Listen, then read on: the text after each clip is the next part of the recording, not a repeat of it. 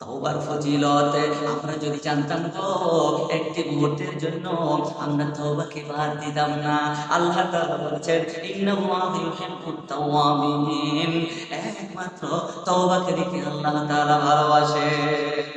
আহমদ ইবনে হাম্বল তিনি একজন মাযহাবের প্রসিদ্ধ ইমাম।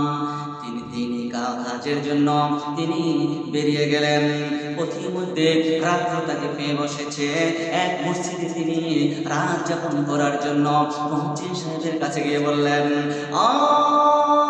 দায়িত্বশীল মুয়াজ্জিন গো, আজকে রাত্রিতে তোমার মসজিদে আমাকে একটু থাকতে দিবানি?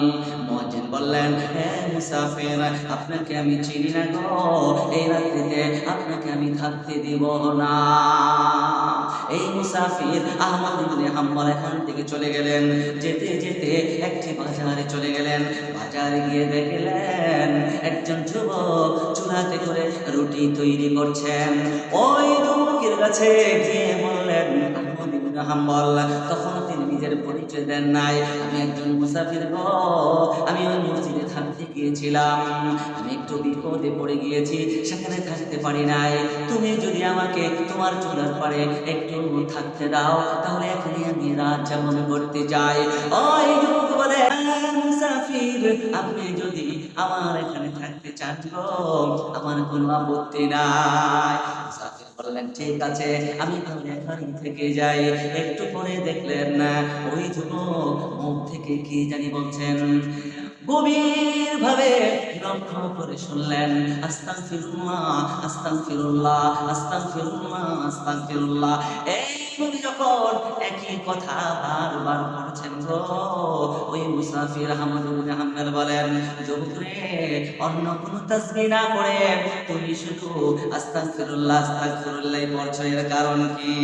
যুবক বলেন, মুসাফির, আপনার যদি শুনতেই হয় তাহলে শুনে রাখুন, এই দোয়া একদিন নয়, 2 দিন নয়, আমি দীর্ঘদিন ধরে আমি এই দোয়াই করছি, এই আস্তাগফিরুল্লাহ আমি তেলাওয়াত করছি। কারণ এখন আমি যেভাবে উপলব্ধি করেছি গো, তা অন্য কেউ করতে পারে নাই। ওই মুসাফির বলেন, কি হয়েছে বলে বলো? যুবক বলেন, এই আস্তাগফিরুল্লাহর কারণে আল্লাহ তাআলা আমার সমস্ত দোয়াকে কবুল করে নেয়। আল্লাহ তাআলা আমাকে মুস্তাজাব দাওয়া বানিয়েছেন। তারপরেও ওই যুবক দুঃখ করে বলেন, আল্লাহ তাআলা আমার এই জীবদ্দশায়, এই হায়াতের জিন্দেগিতে সমস্ত দোয়াগুলো কবুল করেছেন, কিন্তু আমার আল্লাহ একটি দোয়া আমার এই পর্যন্ত এখনো কবুল করেননি। মুসাফির বলে, যুবক রে, কি এমন তোমার দোয়া মহান আল্লাহ রাব্বুল ইজ্জাত ওয়াল জালাল তোমার দোয়া কবুল করে নেয় আর সমস্ত দোয়া কবুল করেছে? ওই যুবক তখন বলেন, আমি আল্লাহর কাছে বারবার বলেছি, আল্লাহ গো, ও আল্লাহ, তুমি আমার সমস্ত দোয়া কবুল করেছো, আমি তোমার দরবারে দরখাস্ত করে রাখলাম।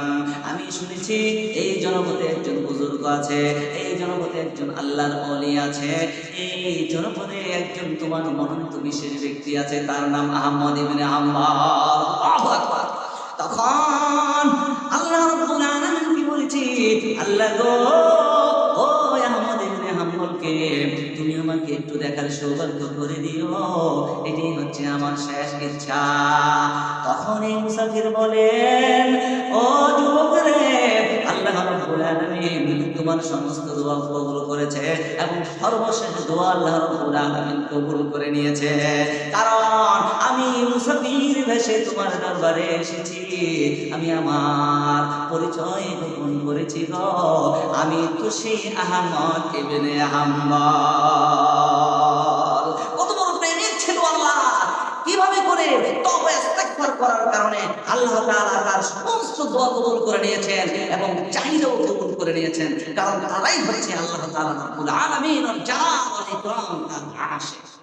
নবীর আশিকেরা, আল্লাহর আশিকেরা,